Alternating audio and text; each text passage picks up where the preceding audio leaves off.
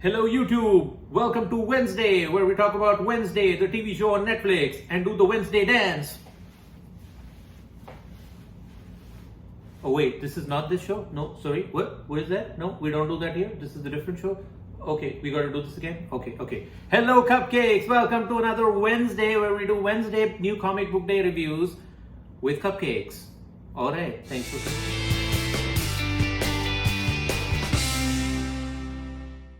Alright guys, welcome back to the channel, and for the record, I have seen Wednesday season 2 and season 1. I really liked it. It's a good binge show with the family, on Halloween or something. So if you haven't checked it out, go do check it out. Alright, back to the comic book reviews. First of all, some thanks, a word of thanks. Our Batman blind bag unboxing video, it hit like 500 views, which is not a lot, but then it's not a great flex, but to me it means everything. We got a lot of engagement from that, and that was amazing.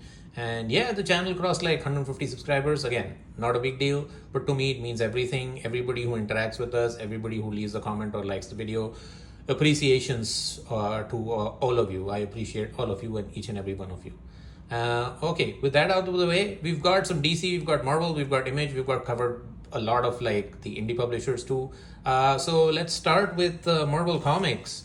So also some feedback, because people were not happy with my granite counter tabletop. So now you get this Batman, so with his Rogues Gallery. I think this is the cover to the Arkham Knight video game when it came out, but yeah, so hopefully you like this better than, my granite countertop, which a lot of you hated. So I do take feedback, so there you go, some positivity. Okay, this is Punisher by Benjamin Percy. It's a red band edition. I love this cover, so and the Punisher he's been like, in and out. They didn't like his logo at first. There were controversies there. Then there was this controversial Jason Aaron run where he dies and, he resurrects his wife. He resurrects his wife. He joins the Hand. So he becomes a total bad guy. He's killing people left and right and center.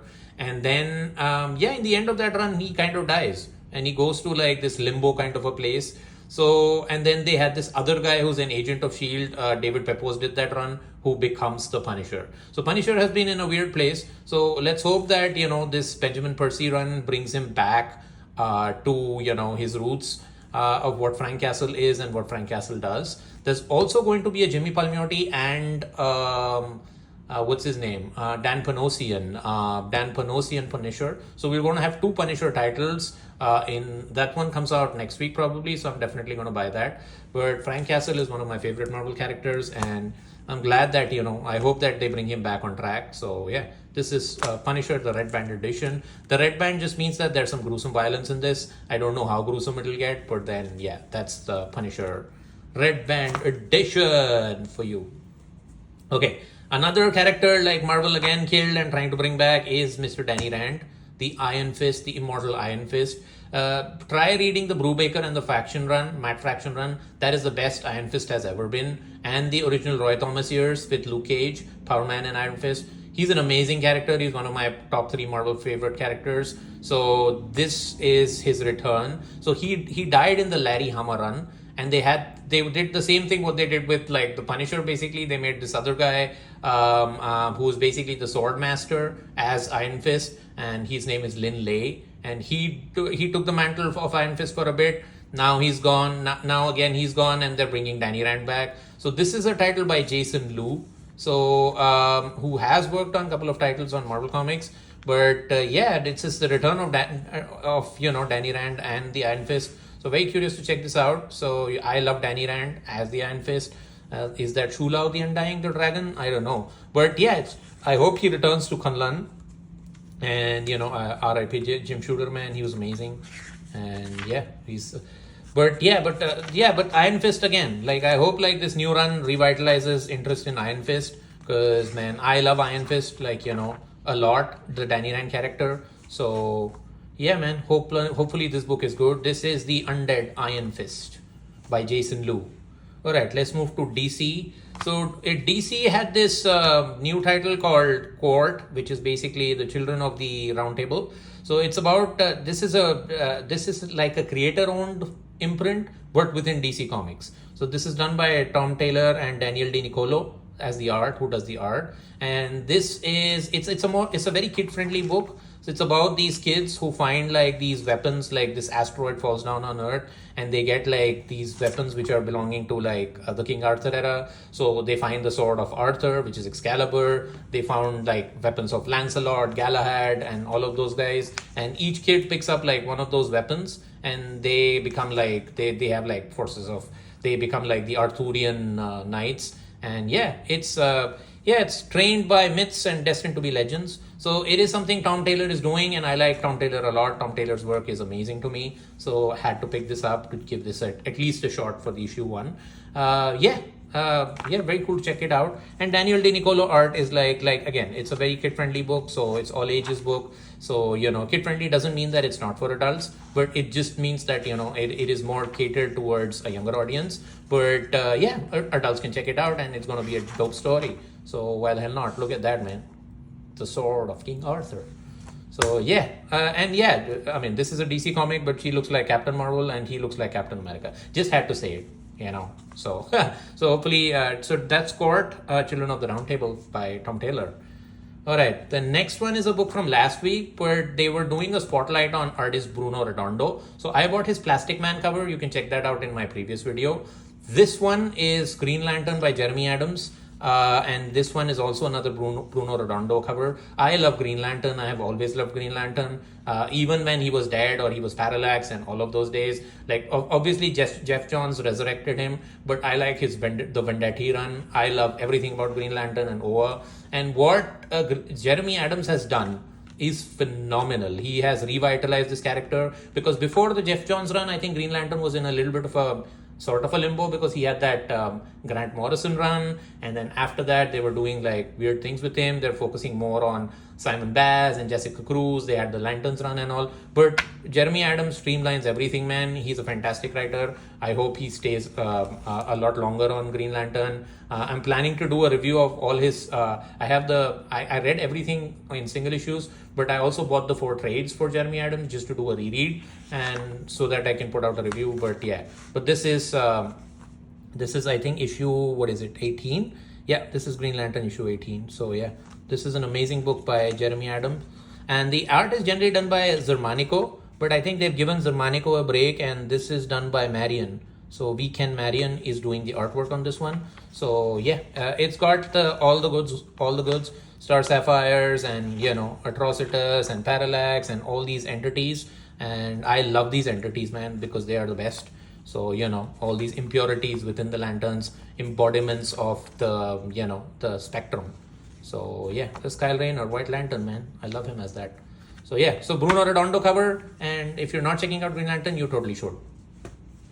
All right, next we've got more DC Comics, which is Absolute Batman. I mean, what to say about this run, man? This has been phenomenal. This has been spectacular. This whole Bane run has been so good, so brilliant. And in this one, basically what Scott Snyder has done is he's flipped the script on. So all these people like Waylon Jones, who's basically Killer Croc, Selina Kyle, Edward Nygma, all of these have been friends of Bruce Wayne.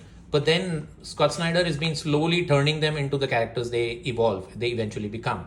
So Selina Kyle becomes Catwoman, and then Waylon Jones becomes Killer Croc. So he's becoming Killer Croc. This is the first time he's appearing in it. I think this book also marks the first appearance of Selina Kyle in an Absolute title. So that's going to be cool. Selina Kyle as Catwoman, though. So that's going to be cool. So interesting, very interesting read. If you are not reading this, is probably one of the best titles out there for an Absolute Universe book. And look at that, Roar. So so he's Batman he's got his work cut out for him. So Killer Croc, Waylon Jones, and then this Bane storyline has been amazing. So this is Absolute Batman issue 12. Can't believe it's already 12 issues, man, for this one. Okay, the last DC book we have is W. Maxwell Prince and Martin Marazzo for the team from Ice Cream Man doing Superman, the Kryptonite Spectrum. So this is a book where Superman discovers like different forms of kryptonite. There's a blue kryptonite, there's a purple kryptonite, and basically he wants to try it all on himself. And it has all of these kryptonite things have weird effects on him. So as you can see in this one, he's like overgrown because he took a shot of kryptonite, and he wants to try it by himself. He doesn't want to let anybody else try it, so he wants to see what the effect of that particular color of kryptonite does. So I think, I don't know. I think this is 4 or 5 issues. I'm guessing it's a mini, but yeah, but that artwork is phenomenal. Martin Morazzo is amazing, and then the story is also, of course, it's W. Maxwell Prince. So I'm amazed that they got these creators to do this. So, but this is awesome. So there you go. He becomes so big that he shoots out of like the Fortress of Solitude. So that kind of stuff is amazing and is dope to me. Like it's very different kinds of storytelling. And W. Maxwell Prince has his own, he's got an esoteric style to his work, and that is amazing. It's very phenomenal, very captivating. So I'm going to collect all of this. This is Superman, the Kryptonite Spectrum, issue number 2. And that does it for DC, but we've got a couple of independent titles. So of course we have Conan the Barbarian, issue 24. I have all the 24 issues of this book and the next book. Because these are to me like probably the best things in comics, and this is obviously by Jim Zub, and Duano does the art. So Doug Braithwaite is basically facing some health issues, so he's taken a break. So they're switching on the artists. So it is Diego Rodriguez and Fernando Dagnino who's doing the art on this one, along with Jim Zub writing. But this has been phenomenal. Like Conan is so back because of this run. And this has been amazing. So Jim Zub is going to the New York Comic Con this weekend. If you get a chance to see him, please go and talk to him. And this looks like a scene from Aliens, where you have alien eggs, so the Alien Earth show has been on and it's been super cool. So, give it a shot. This is an amazing book. So Conan the Barbarian, issue 24. And the next one, this one is probably the final issue of Daniel Warren Johnson on Transformers, after which Robert Kirkman takes over, right? So so this is again Jorge Corona is doing the art on this one. This is the final battle between Optimus and Megatron. I don't want to flip too much because I might give some spoilers out or something, but this is the final battle. 24 issues, awesome.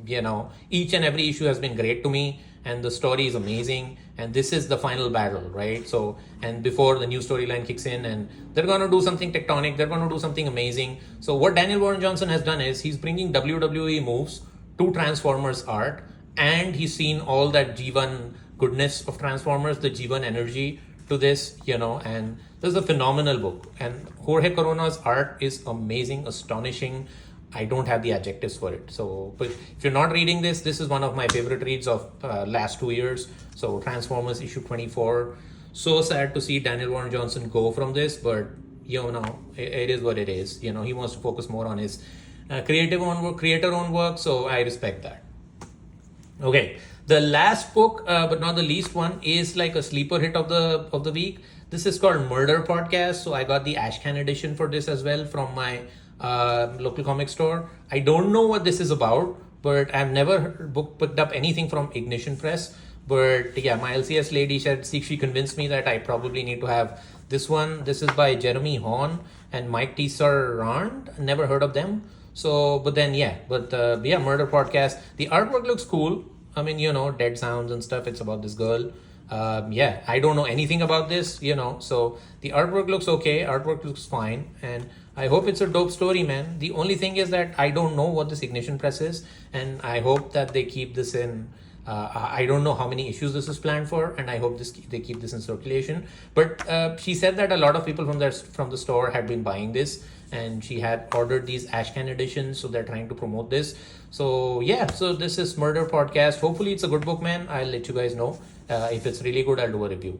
But that's it for now, guys. Thank you for tuning in. Thank you for joining. Thank you for liking and subscribing and commenting on these videos. The engagement is amazing. And again, I appreciate you for the 150 subs. And I'll keep on doing this because, it gives me energy. It motivates me. And I'll catch you in the next one, guys. Thanks, everybody.